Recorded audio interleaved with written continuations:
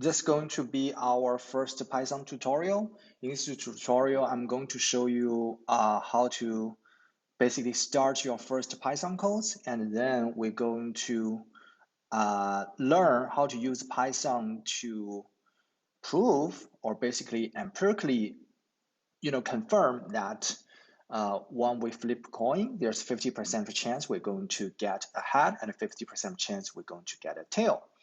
So let's get started. First, what we are going to do is that we need to install Python. And to do that, there are so many ways, right? But here I'm going to show you the easiest way, basically, is go to Google and search for Python Anaconda. So basically, Python Anaconda is one of the software that's already pre-packaged a lot of the Python packages into it, so you can directly use them, and it make it so much easier to use all the powerful packages, like the one listed here, right? So once you search on it and open it, there are basically two options. You can install Python 3.7 version or Python 2.7 version.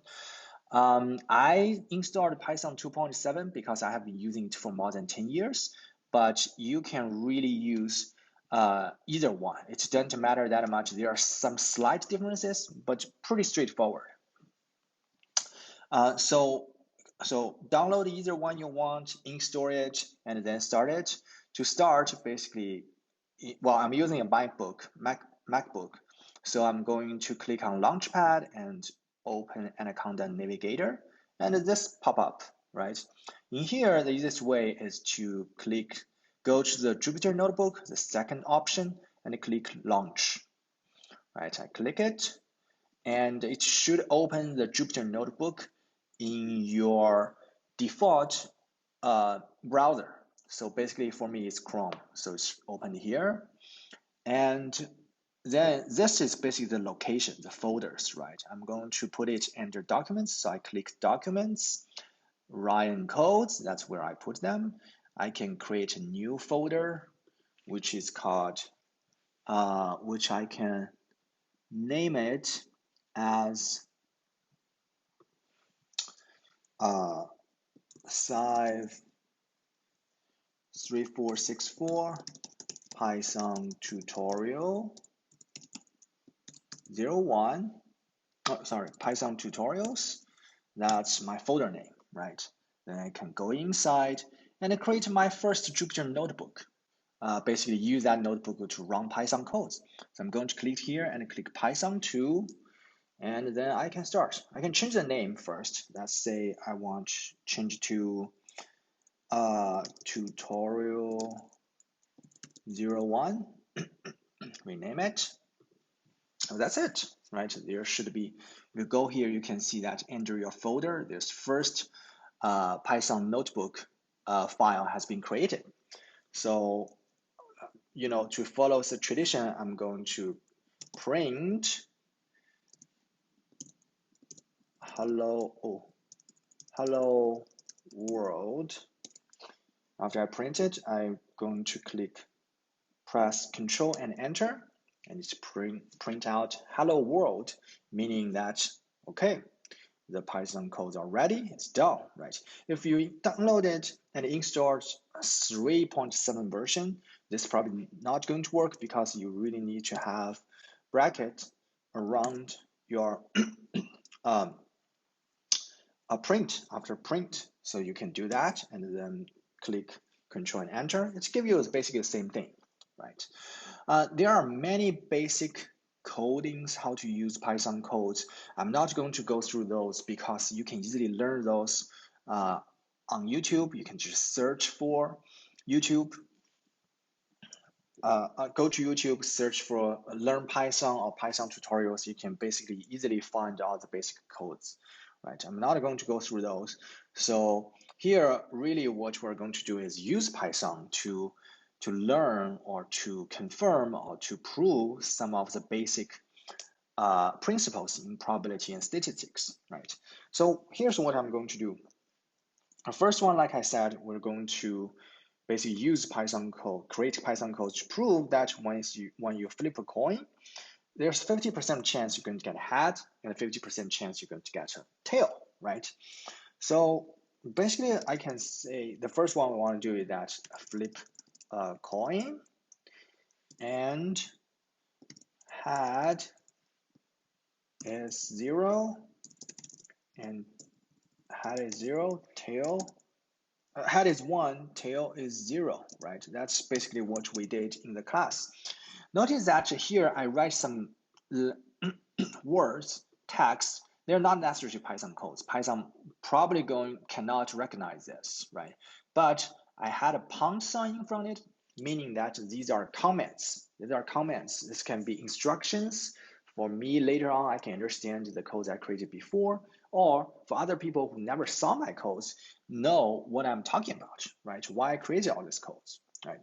So for here, I'm telling people that this part in this cell, I'm going to create a code to basically, do the experiment of flipping a coin and see if I get a head or a tail. To do that, I'm going to import a package called random. So this package allows me to randomly flip a coin to generate 0 or 1, or more precisely, randomly generate numbers. In here, I'm going to create a variable called x, and x equals to random.randint 0 and 1. This, basically, I defined a random variable. This random variable equals to a random, sorry, this is, the variable, not a random variable, just a variable, x is just a variable, right? But it's equals to a random value I draw between 0 and 1. Both 0 to 1, 0 and 1 are included, and it has to be integer. That's what random int do. It gives me a random integer between 0 and 1. I can certainly change this to 7. Then it's going to give me a random integer 0, 1, 2, 3, 4, 5, 6, 7, right? Any of those. So I'm change back to 1, and then I can print x to show what it gives me, right? Then now I write this code, I can hit Control and return. It gives me 0, meaning that for the first experiment, it's giving me a 0. Now I can also hit again to give me another 0. Again, give me a 1. Again, 0, 1, 1, 0, 1, 1, 1, right? You can run this many, many times.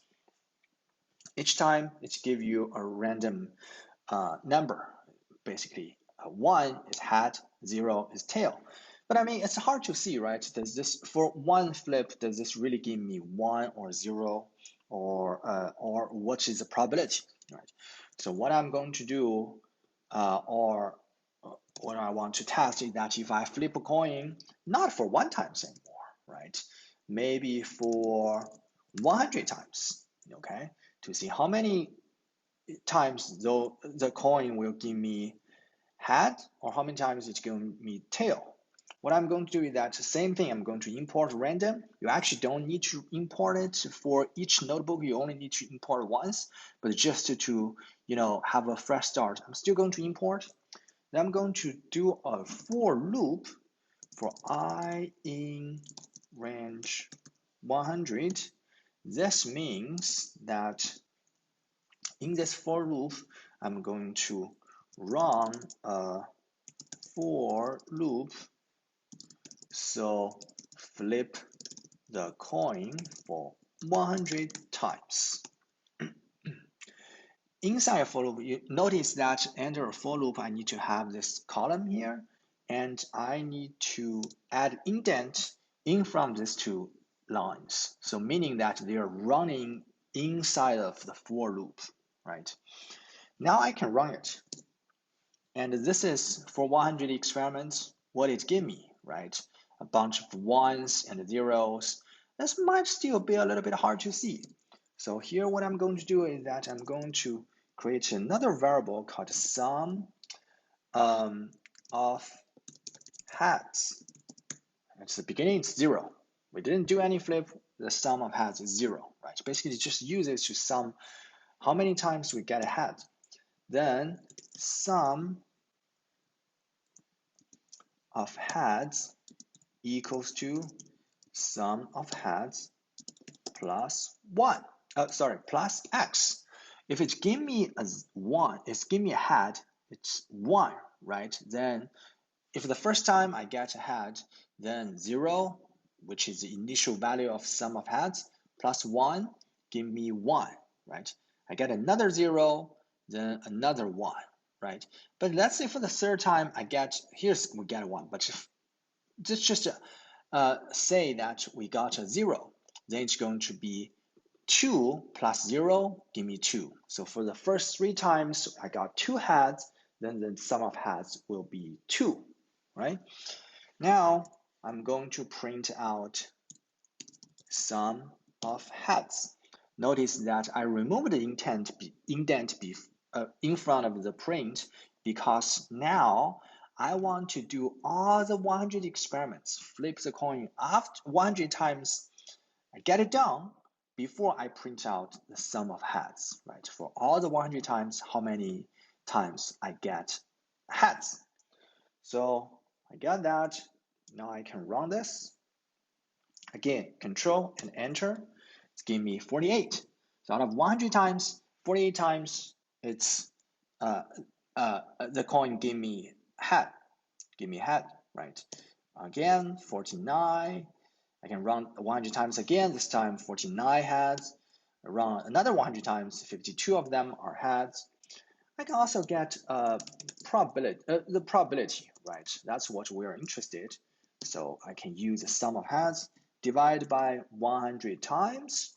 That's how many times I flip the coin, right? So it should give me 0.737. Wow, for this time, I flipped 100 times. It's only gave me 37 times of heads, right? So this is 49, this is 46. 100 times, the range we get before is from 37 all the way to 0.37% all the way to 56%. We see, that's our range. So we know, okay, basically the probability is in that range. What if we run it not 100 times, but 100,000 times, right? So this time I change this to 100,000 times. So run a for loop. This is 100,000. And this is 100,000 as well. I run 100,000 times. Now let's see. I run Control and Enter. When we run 100,000 times, the first experiment give us out of this 100,000 times, 50,107 times are heads, right? And that's very close to 0.5. Run again, this time 0.499, also very close to 0.5. This time 0.50, also very close to 0.5. So we can see when we run a large number of experiments, it's getting closer and closer to 0.5, right? I can certainly do this to 1 million times. Now, it's going to take a little bit longer to run. See this? It's not instant, take a little bit time to run, but still it's finished and it's getting really close to 0.5, really close to 0.5, right? So that means when we expand our times of experiments, the probability start to converge on 0.5. So can't confirm is not mathematically, we're not mathematically prove this, but it confirms that with enough of rounds of experiments, the probability start to converge to 0.5, right? So I hope you find this useful. Please let me know if you have any questions. Feel free to use the channel to leave questions, or directly communicate me over the Microsoft Teams Classroom using a chat function. I'm happy to answer any questions. All right, thank you. See you next time.